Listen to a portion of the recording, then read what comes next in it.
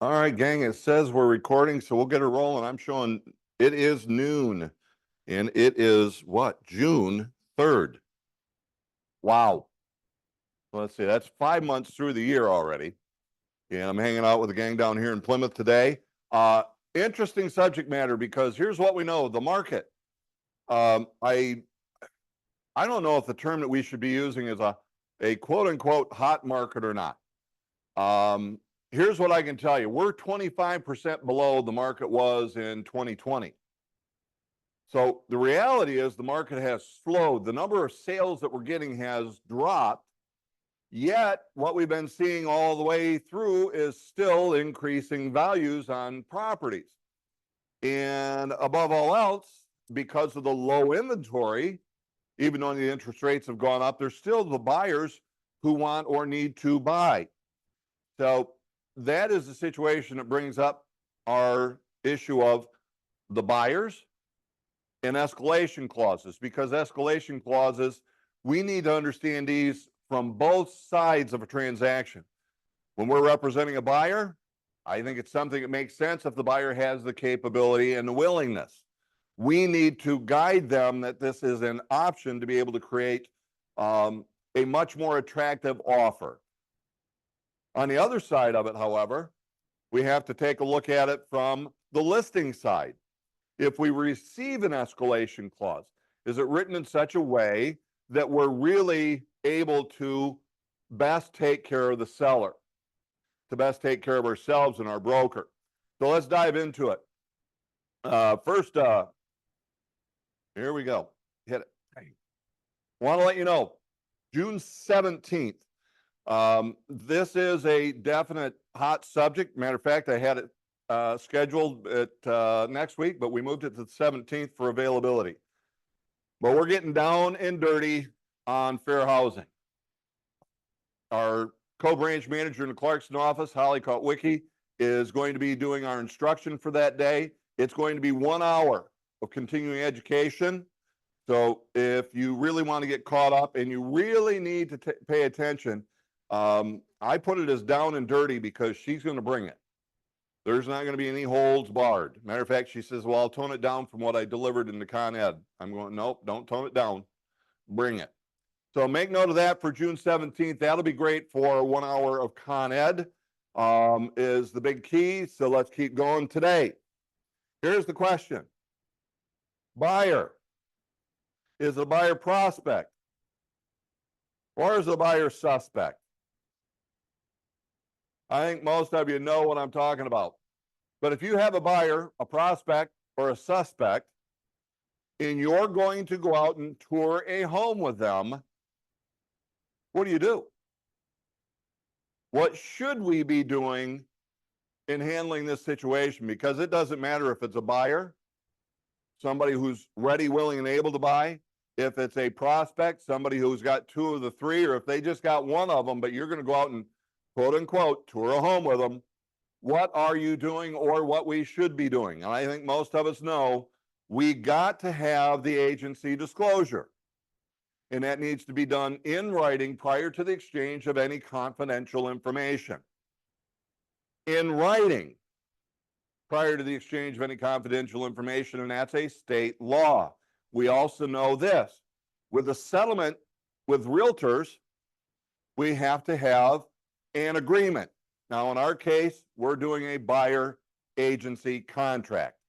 But the settlement states touring and agreement. So those are two key words. Otherwise, if you're going to go show a house, you're going to have disclosed, and you're going to have a contract signed. And that contract is going to make them responsible for paying us. What are most buyers going to do? Ask the seller to pay it on their behalf. Now, here's what we know. When they write the purchase agreement, we've consulted with them, we guide them, and they're going to check the seller, who shall contribute the 3% to be applied toward the buyer's compensation that they owe us. Now, here's a recent change in regards to our company position. We don't want that. You do not need to cross it out. You simply need to correctly check the appropriate box. 90% of the time, maybe 95% of the time, it is going to be the seller who shall contribute. But I've said I want you to put it into the possibility that what if it's a cash buyer? Might it make more sense that the buyer pay it themselves? I think you just need to take a look at the strategy that you're offering, because if they've got the cash, they're really just, if you said seller to pay, well, the buyer just gave the seller all the money to then turn around and give it to us. Why not go ahead and pay that directly? Not always going to be there, but. So here's the other thing that we've had a change in regards to our vision as a company. We do not sign these any longer. If you receive a compensation agreement, we are not going to make ourselves responsible to pay the buyer's broker. So on the listing side, we don't want to sign these. That puts us in a precarious situation a lot of different ways. So we're not going to sign these. Now, we got that. Here's what the primary thing is that we want to take a look at. So I'm going to introduce you to this court case. Right. One second. Started I have a back in question. actually 2021. So Darren. a buyer, some of you might be familiar with this, that came in from the Coldwell Banker Ware Manuel family. Our agent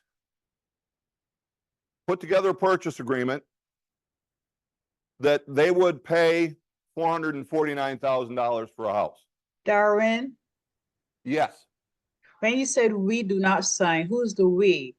The agent or the seller? Meaning we as a company, we as an agent, nor we as broker managers, we Got are it. no Thank longer you. going to sign those compensation agreements.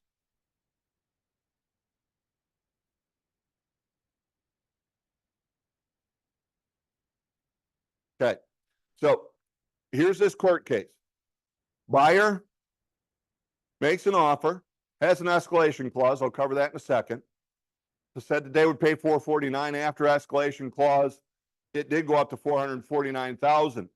Here's what was written. This is the key part to what we're doing in our message today. Purchaser will pay $5,000 over the appraised purchase price up to $449,000. It escalated to $449,000.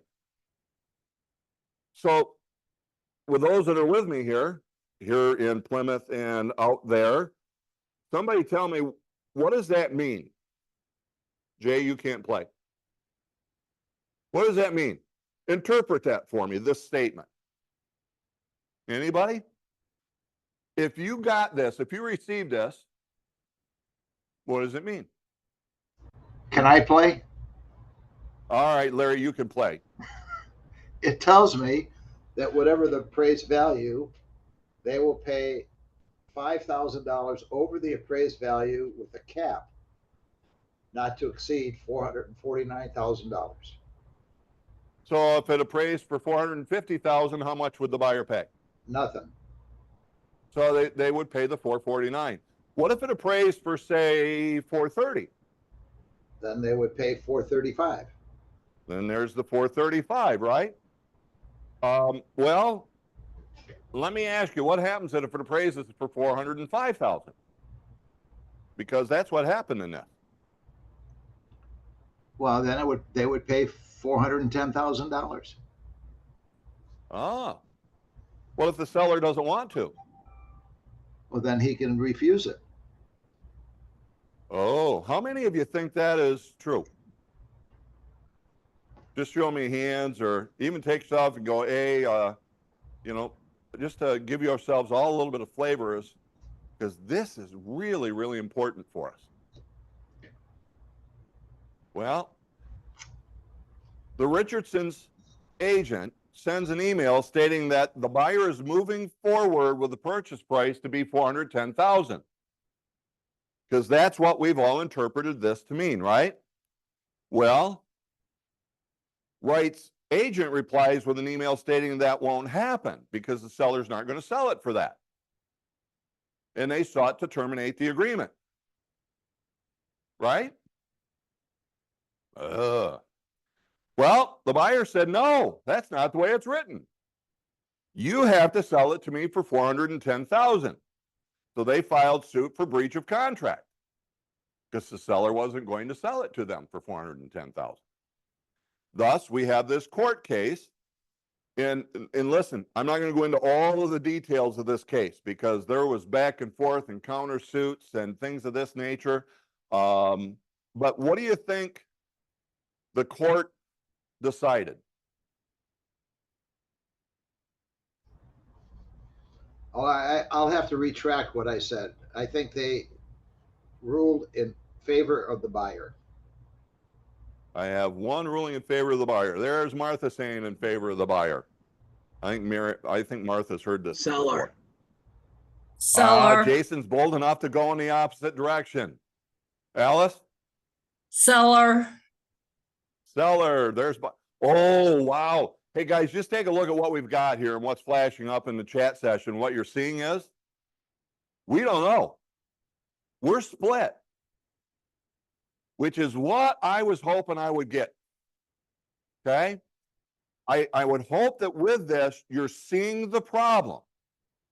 When we take as an agent and write simplified terms in additional conditions, that's just a walking lawsuit waiting to happen.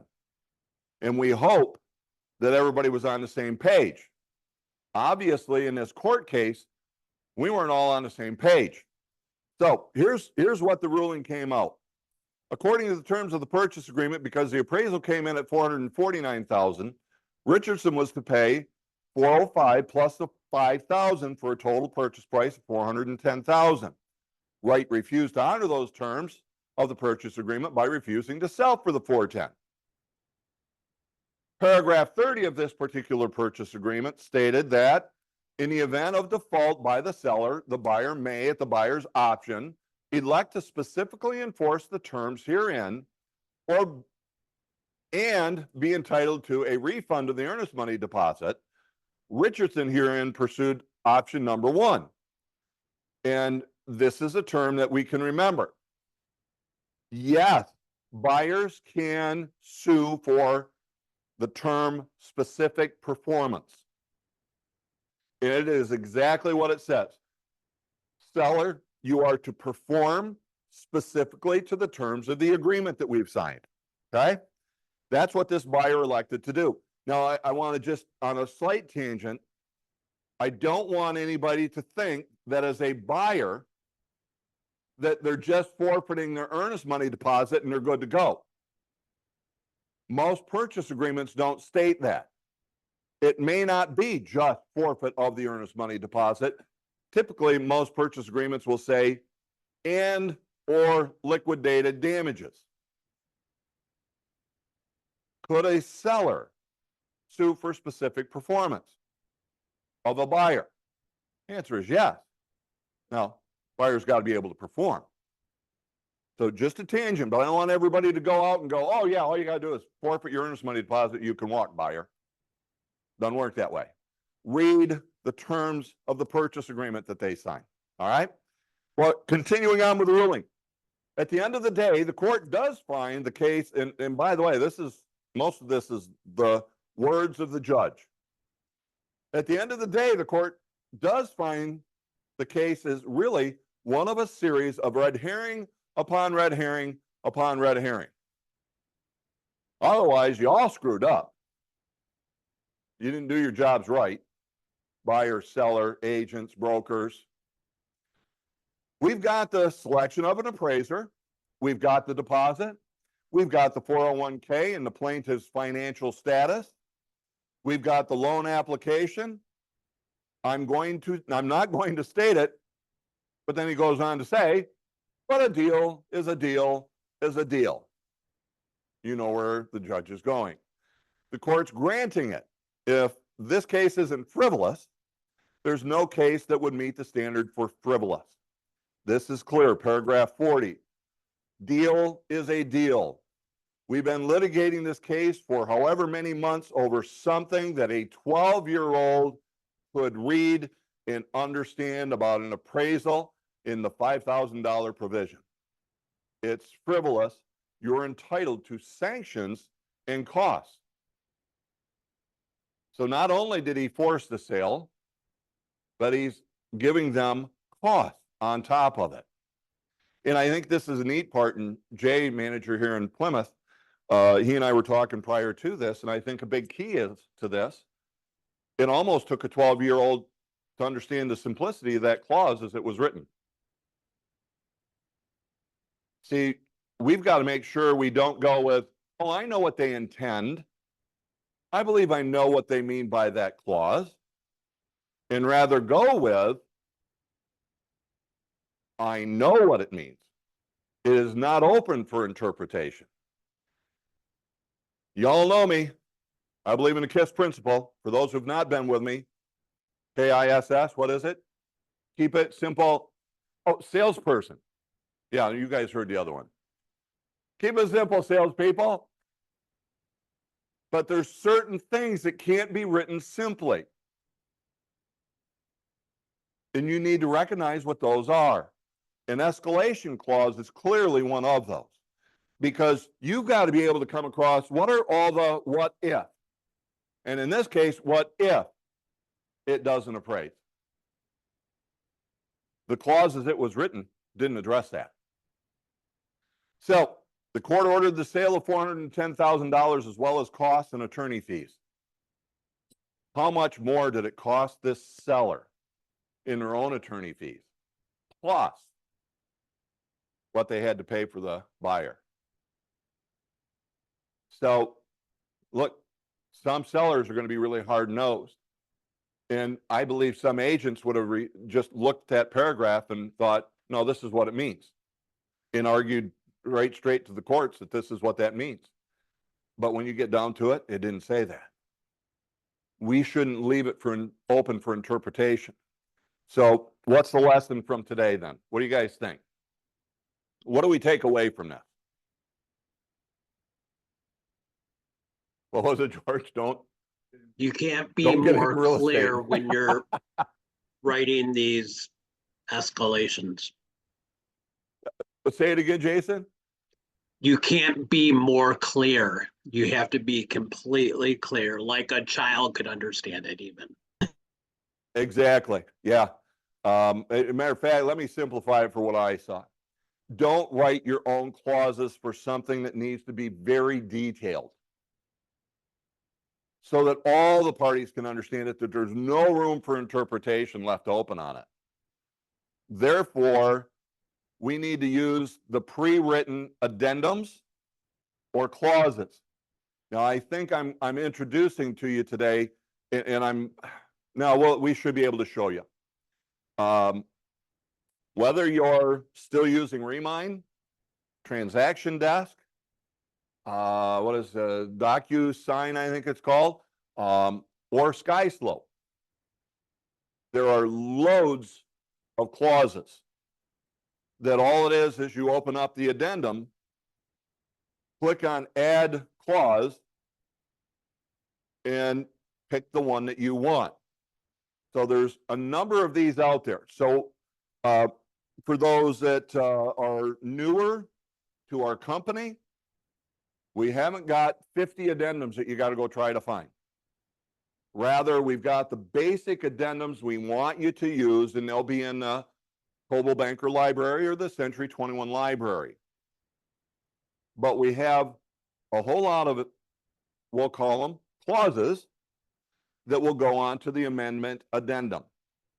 Now, before anybody jumps in because you're that good in SkySlope, because they do exist there, we've had to make an adjustment. It's been submitted to where our longest clauses will actually fit on the Coldwell Banker, the Century 21 addendum amendment. As of yesterday at about 4:30, it still didn't fit. But the form's been submitted, so if you have this, you'll take simply whichever clause you want, and it will drop in there. And then you simply fill in the details that need to be corrected. You'll see 4 X's and anything that needs to be added. So let me show you that. Here's one that if we're going to do the escalation clause without an appraisal guarantee, I'll just read it. If prior to the selection or the seller's ratification of the contract, the seller receives one or more additional written bona fide offers, which shall be from a party who is unrelated, unfamiliar, and unaffiliated to the seller, and acting independently and in their self-interest with terms to acceptable seller other offers, and from which the seller would receive an equal or higher net than the net reflected,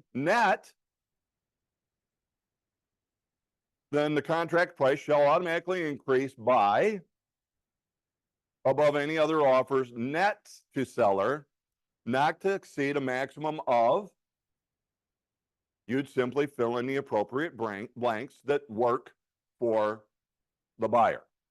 Okay. Now, could anybody come up with that on their own?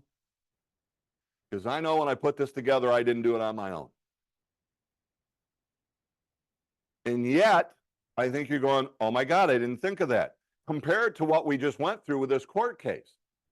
What is a bona fide offer? What's a realistic buyer to go, yeah, because you know what? I got my friend George here too. George is a real good friend. George, I need to write you an offer. Don't worry, you won't get accepted. Have we thought of that? Because you see, this covers that. Let's keep going. The bona fide offers may not be contingent upon a buyer selling or closing on another residence. That's not a bona fide offer. And therefore, our escalation would not count. Have we ever thought of it? I hope you're going through, ooh, I wrote escalation clauses. I didn't cover any of this. If the other offers includes escalation terms, this automatic increase will be applied to the maximum sale price of the highest competing escalation addendum. So if there was another one that was at 450 and we said we go to 455, it capped at 450, well, we're going to go to 455. If we had it increasing by 5,000, that's what that paragraph addresses. The financing and appraisal language from the above referenced contract will remain in force and effect. Purchase agreement to remain contingent upon subject property appraising for minimum sales price. Now, if you're on the listing side, does that excite you? Because I can tell you that I'll pay you $1 million, but it's never going to appraise. That is something that we have to take into consideration when we are on either side of the transaction. Next paragraph.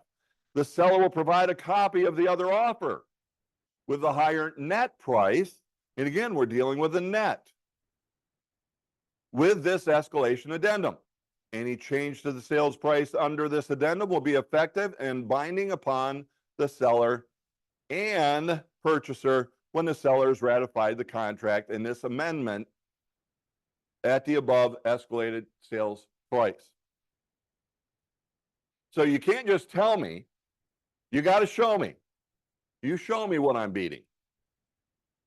Again, just compared to anything else you might have ever done or you might have had your seller accept in the past. It's kind of scary because I know what I've seen coming across my desk at multiple offices that I've been with. Purchaser and seller agree to initial these changes in the price and financing paragraphs and or counteroffer section to the contract upon request by either party. The purchaser has made this offer of his own volition and discretion.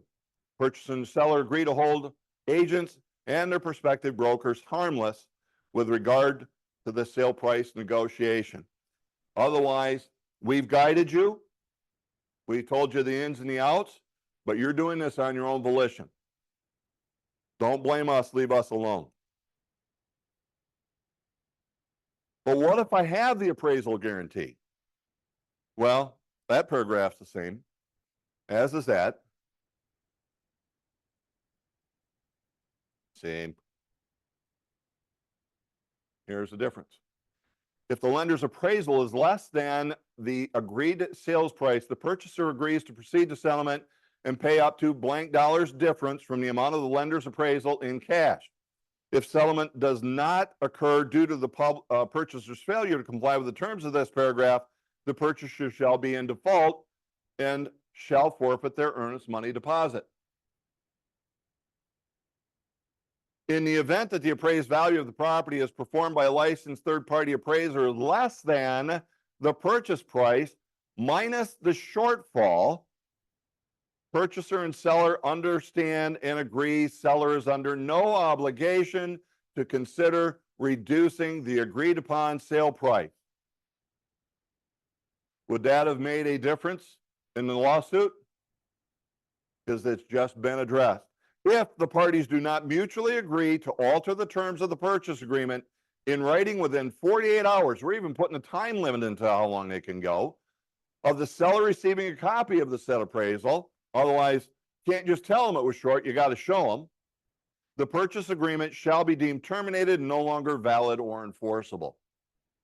We never would have had that lawsuit had we had a properly written addendum and escalation clause. The rest of it is the same. Any questions?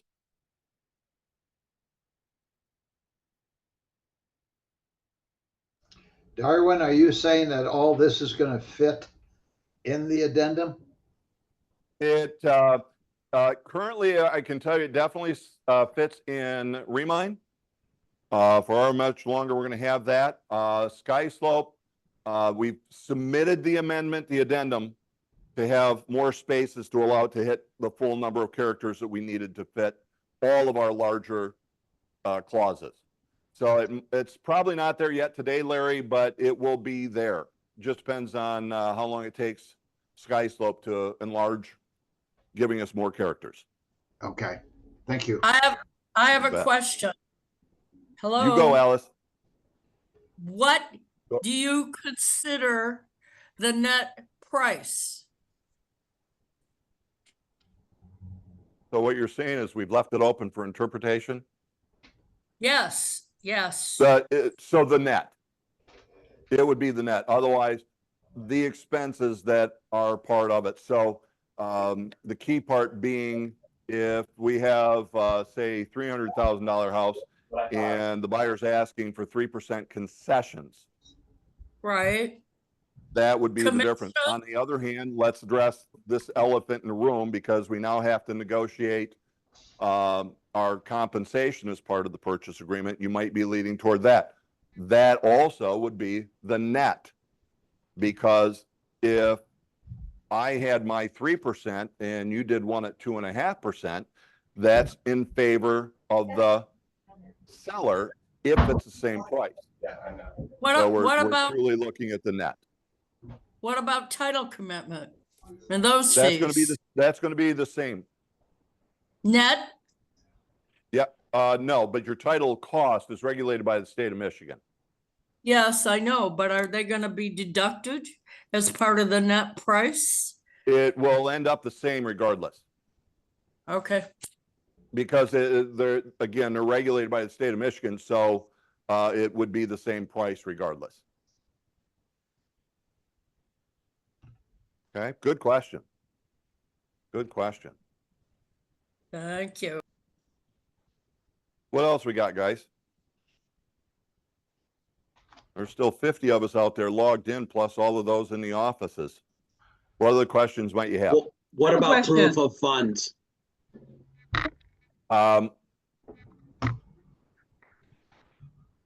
Not really addressed, but it would still be a bona fide offer without proof of funds.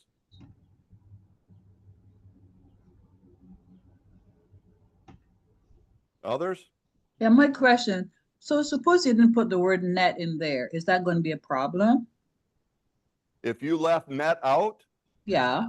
I would not want to be on the buyer side, because I could be competing against the buyer who is asking for 6% in concessions for closing cost taxes prepaids, and all of a sudden I'm going to benefit the sellers 6% plus. So I definitely want net in there.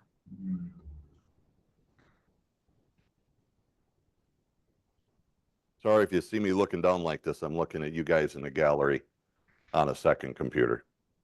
Good questions. Keep coming, guys. What you got?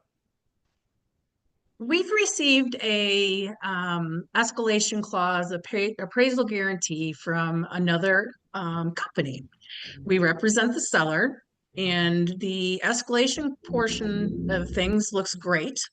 But the appraisal guarantee portion says purchaser hereby agrees to make up the difference, if any, between the sales price and the appraised value not to exceed $2,000. And that's all there is for the appraisal guarantee. How do you feel about that statement? And then I have another question. You know what, Martha, that kind of leads right to what I was talking about, being on the seller side and receiving one. I think it leaves things open for interpretation. If we can't answer what that means, I think we discard that and put in a properly written escalation and appraisal guarantee that fits and we know covers all parties, so that we know we nor our seller will end up in court. Okay, so if we would then make an addendum using this, and that would be part of our counteroffer and replacing their initial statement. That's how you would handle Yes. it? Yep. All right. Yeah, and it's great that you bring that up, Martha, because here's what we all need to understand. Any change to the purchase agreement, if you do anything other than sign it, you have a counteroffer. So we always have to take a look at that. If you say, well, we'll sign it, but it's contingent upon proof of funds, you just countered it. You should have got the proof of funds before you accept, because it's binding up until. So there's just things that you got to do. So it could be that simple. I'm trying to, earnest money deposit. This is one that people will do. They'll make a counter from 3,000 to 4,000. Or I hate to see anything less than 1,000. I think it's 1% personally. Get as much as possible, up to 3%, so you don't have to deal with overage. But there's times when we should have more than 3%. Okay, but why counter from 500 to 1,000? You risk losing the whole transaction. And how often do we have to deal with it? And what's $500? Right? We always have to think in that line. Any change to the purchase agreement is a counteroffer.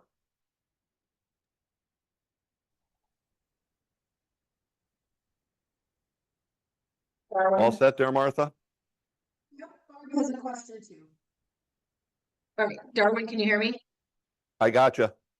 Okay, so my question is, we've got this escalation and appraisal guarantee clauses on the buyer's side. Are we creating any kind of counteroffer addendum that's gonna protect our sellers so we can respond to these escalation clauses? Barb, and appraisal you got guarantee? closer. It started muffling right after you said we've got the clauses. Okay, are we creating anything? So you've got these clauses that we're gonna put into purchase agreements when we're writing, so we're making sure we're representing everyone. Are we gonna create some kind of like counteroffer addendum that's gonna protect our sellers from these partially written statements that could put them into a bind? So can we create some kind of documentation that would have all these clauses? Because our, let's be frank, our counteroffer block is not gonna fit these type Yeah. of wordings in there. I think what we would do, Barb, is we would use our addendums or the available addendums. So you could turn to the GMAR addendums, NOCBOR, the Michigan Realtor addendums. All of those are places where we could turn. So if we have something that's unique, it isn't covered in our own forms or in our clauses, typically we have no problem in turning to board forms. Okay. So if you have that and you have a poorly written, I've seen poorly written purchase agreements. You could always put it on our own purchase agreement. We could, it's the seller who has to say this, but we could have on our purchase agreement, but typically we'd go cross out all their stuff and then do the addendum. And then additional conditions we would say, or the counter if it provides that space, see addendum, and you gave it a letter or a number or a A1, a B2, who knows, regarding. Now everybody to the transaction knows there's an addendum and what it's regarding, but the details would be on that addendum. And I would cross out whatever sloppy verbiage they might have put or left out.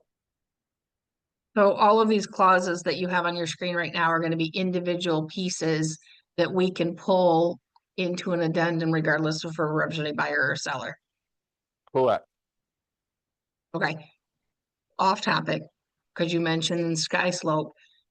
If I'm a member of MI Real Source, am I allowed to use a GMAR addendum? Yes. Okay. Because of the cooperation agreement between the MLSs. So if Okay. it allows you to, what's the word for sky slope? Where it allows you to see those, you can use those. Okay, I wasn't clear on that for sure, so. Yeah. Yep. Hey, Darwin, Yes, sir. before you leave and, after you get off this subject, I'd like to get back to the broker's compensation. Okay. Well, let's jump and see if there's something that comes up with that. So go ahead, Larry. Since your change, I'm just a little confused because since day one, we've been always told that the transaction is with one broker to another broker. It's not with an individual agent. And when you take a listing, the listing agent, or I'm sorry, the client is listing with the broker, not with the agent. So therefore, when you say that the seller is going to pay the broker, the buyer's broker, that means it's coming directly out of their pocket to them. And I was challenged on that, and I couldn't argue that point. And they insisted on using the broker to broker compensation. So tell me how. An agent did that? Yes. Well, it was from the Lansing area. And those Lansing people are horrible. well, Thank you, Eric. I was looking for that smile. Yep, Martha, you get thrown in there every now and then with those guys. but Okay, so coming with somebody outside of the area used to what may be customary. But I mean, I couldn't disagree with them because it's still confusing. It's still between broker and broker. How can it now be between seller and broker? Well, we're talking about two separate agreements. Okay. So pardon this basic, but just look at it right now because it's the one that I have available pulled up on my computer. So it says that we get 6% plus 395. That's our compensation. Who gets right? it? Who gets it? Well, here's what it says. If during the term of this, anyone produces or anyone produces the seller, property listed at price or which they would agree to in writing, owner agrees to pay brokerage firm. So that's where people are getting stuck at, right? Right. Yet it also says this. Owner directs brokerage firm to, and we have them check either B or C. We do not do A. We don't do A. Let me say that a different way. We don't do A. But it says this. Owner directs brokerage firm to offer a portion of the listing broker's compensation due. So I see where their concern is at. However, they don't see our agreement, right? So, and this has come up before. We are not going to charge the 6% if we're giving 3% away, or if you will, the seller is taking half of what we've agreed to and paying it. Okay? We're not going to do that. So it shouldn't become any part of negotiation unless we're on the buyer side and the seller's broker is insisting that it gets done that way. But if they're insisting that they pay the compensation to we as the buyer's broker, then here's what I want to see. On the closing statement, it shows the seller getting the full compensation. The seller is paying full compensation to the listing broker. We shouldn't even be on the closing statement. We should be getting a commission check from the listing broker. So if they want to do that, that's what should actually happen. Because that's what the paperwork says. And that's what they would be telling you, Larry, if I understood your scenario correctly. I understand what you're saying, but it's kind of contradicts it, what everybody's been professing to. Yes, on the closing statement, the seller is paying. But Yeah, everything prior to that closing statement, it's broker to broker. Well, Larry, you and I aren't strong enough, big enough, important enough to be able to tell all of the well, what is Alta, whatever that title corporation thing that they're all members of in Michigan. We can't tell them how they're supposed to do their business and the way it works, because the reality is the title companies haven't changed a thing. And I've said this, if we ever get in trouble, it's going to be because of them. At least it better be, because we know what we're supposed to be doing. So if we live up to the terms of the settlement, but the title companies aren't doing it the way that it's written, at least we've got ourselves covered. They're the ones who are providing incorrect closing statements. Matter of fact, I'd even throw this out, Larry. Our purchase agreement, it's written in such a way to specifically address that.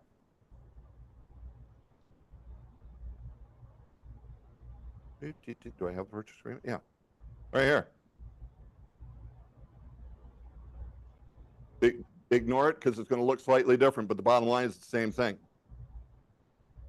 Seller who shall contribute blank dollars of the purchase price toward buyers prepaids, toward buyer's broker's fee. That is written very specifically to help cover us from not doing things as to the terms of the settlement. I like it a lot better, that you pointed out that that's how it's stated on the closing statement. It all makes sense. Prior to that, it doesn't, that's yeah. the problem. Yep. No, it's I have been keeping an eye out, looking for a change from primarily would be Michigan Realtors. And they have not changed how the compensation is addressed, because I think we got to make sure that, here's the scenario. I list it, I sell it, I don't represent the buyer. So our contract has to be written in such a way that we still get the full compensation. And I haven't found a way to be able to reword that I have trust that in that situation that we would still be compensated.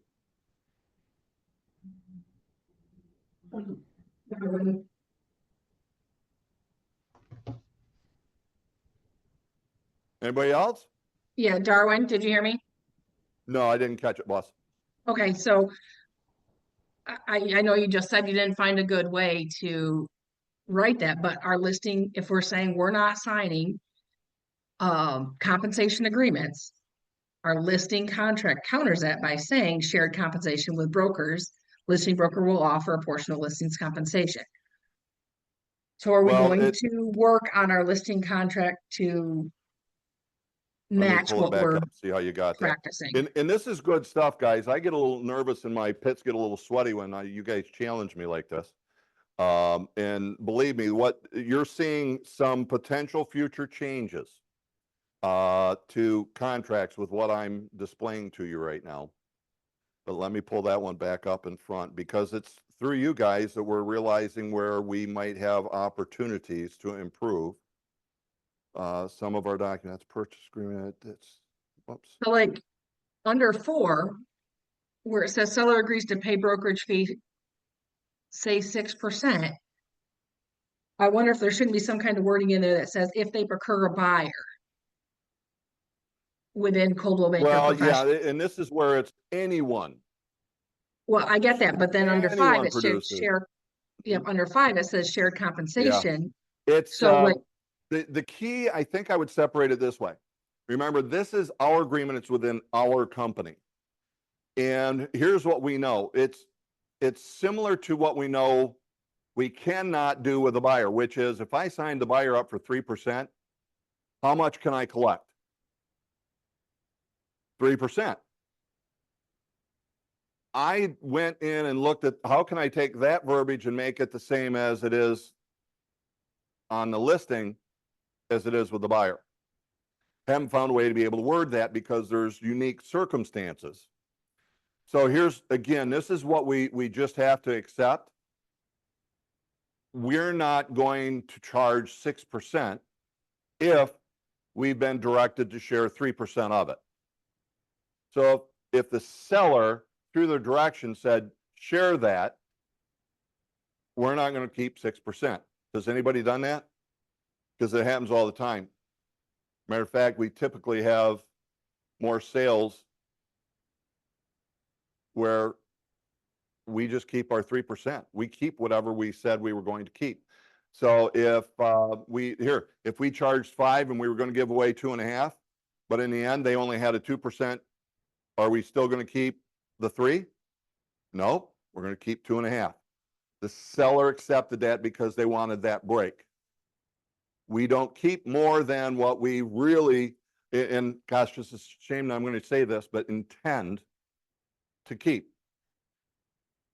And so we still need to look for, and guys, I'll apologize on behalf of the company because until I see something from Michigan Realtors, from RealComp, from NACBOR, or GMAR, or GLAR, which is a greater Lansing area, we don't want to create and go outside of what they're giving in a lead or direction. And that's a really high part that we don't want to mess up with right now. Because again, we're in control. We're only going to keep what our intended was per side. Okay, I hope that makes sense. And I hope I'm being forthright enough to just tell you there's not a good answer on how to handle that yet.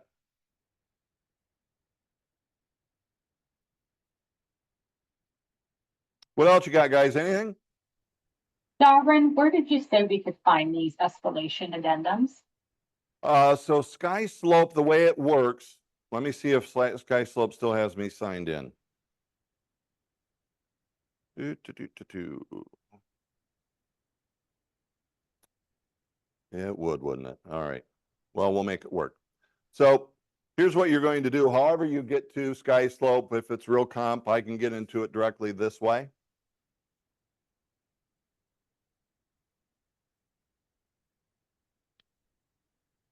This is where I really start sweating.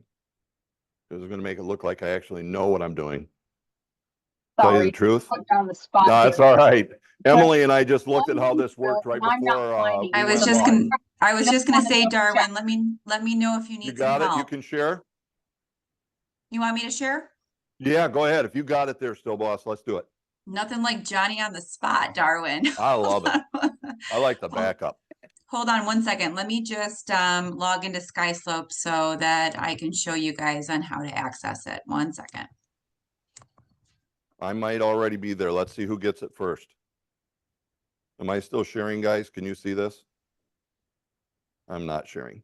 Now let's see if I can get to it.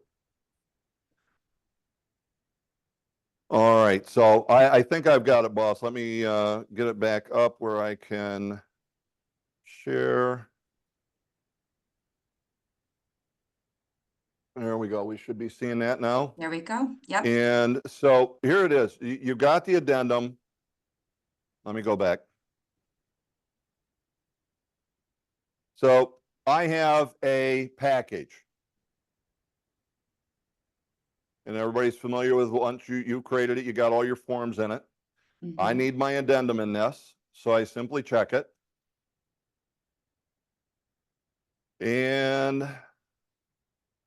from there, I open it up. It says, here's your form. I can fill in all the blanks. I simply click in the box. Here's where I can add the clause. And I'm going to just simply use, well, right now I just want to see what it says. So I click on the I, and it says, well, if you use this, here's what it says. Now I can hide all that. It goes back. I say I want to use it. I simply click that. If I want to see what else is available, this is the way that I can see them. But the only way you will see them is if you are preparing to put it into an addendum amendment. And you can see all the different ones that are out here. And here's one, it's simple, but if you've ever sold property outside where there's no municipal water, municipal sewer, gas, you might want to check stored fuels. I've had to deal with sellers who didn't understand that it's included and that they got to maintain it. Unusual personal property, as simple as it is, it does need to be written in a specific way. So anyway, I hit it and I say, yes, this is the one I want. It should drop that in. I probably got to get this down to a part where, go away.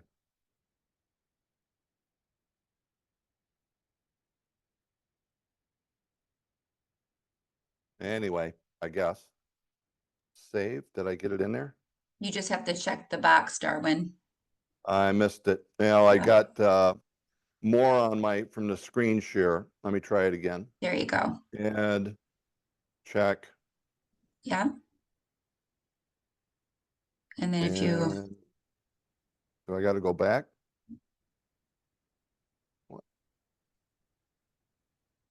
Where do I approve it?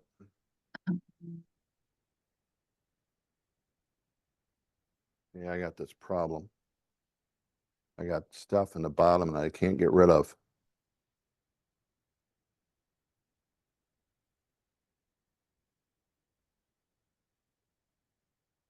And I think it's down there.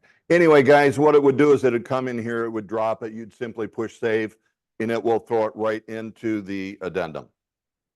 I got stuff at the bottom and I think there's down there where I actually approved to put it in. All right. Well, at least you know where they're at and how to get to it. And it probably is down at the bottom is where it will drop it in. yeah, Darwin, there will be a box at the bottom that says add clause. And then you That's what just I thought. simply click on that blue box and it will add it to your addendum. Okay, so just remember to scroll all the way to the bottom, guys, and it'll drop it right in. And then you can go through and make the changes to where those X's are if there's any changes to be made. Okay? You guys have been Darwin, we have patient one today. more question. Holy cow, you too. All right, so here's the scenario. I'm the listing agent. I'm representing the seller. A buyer calls me and says, I do not have representation. I'm just going to show them the house because I'm representing the seller. I don't have to have that buyer agency agreement.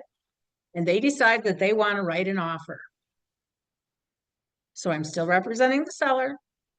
What do I do in number 5 of the purchase agreement? What is number 5? Who pays the broker, who pays the compensation? You know, we've had this one before on the purchase agreement.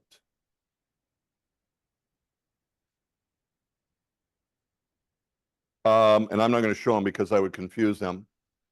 I would still check seller. That imply buyer, broker. Ooh, does that create implied agency? No. Because have you ever had a for sale by owner pay compensation? Yes, but at that point, I am a buyer broker comp agent. Okay, have you ever done a full, say, 6%, 5%, 4% and represented only the seller? Like a one-party listing? Sure. Yes, but Yeah. again, where does that, should there be another? No, that because you've doesn't already got apply? your agreement. You see, you've already got your agreement. Who's really paying us if we're the only broker? Seller, for sure. Should that be And we've already compensation? got our and not- contract says that we get 6%. What we don't have is a broker compensation agreement because we'd be signing that with ourselves. Which would be silly and unnecessary. So should we check listing broker or still seller? I'd still go the seller Okay, because the seller is paying us. We're representing the seller and we're taking the full compensation because we brought the buyer. should we cross out buyer broker fee? The 395, No. If we check the box that says seller who will contribute, should we cross out at the end of the sentence buyer's broker fee? yeah, Okay, can't hurt. okay. I don't know that I worry about it because again, it's us and we know that we're not actually charging it. There's that, we'll call it a loose end, but again, we're handling the entire transaction. We know it's 6% total because of our listing contract and we can't collect any more than that. So my question was more about the implied buyer broker to the buyer, because it's their purchase agreement. They're the ones initiating that to the seller. Yeah. Could there then be an implied? So let's address it this way. I think you're right. It would be best to cross that out because we are not a buyer's broker when it comes to agency. And there's no sense in adding confusion to the forms that we've already got signed saying that we are a seller's broker. So yeah, probably would be best to cross that out. Thanks, Darwin.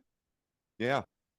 So, Yeah, you Yeah. could, I mean, if you really want to be really clear, go to the additional conditions and just say seller is paying full compensation of 6% as per exclusive right to sell agreement dated. I mean, then it's really covered, but that's why I say the key is that we're the only ones that are involved. If the seller had a concern, I would definitely take it and answer their concerns with that. all right, thank you. Yeah, absolutely. I expect it out of the two of you. For those who don't know Barb does about, how many are you still doing? 70 plus? About 55. Oh, yeah, it's only 65 units a year. So she runs into all kinds of stuff. So we get all kinds of fun conversations. Half of what I know is because of her situations. So good to have you guys. All right. Well, if I see nothing else, here's my countdown. We're good.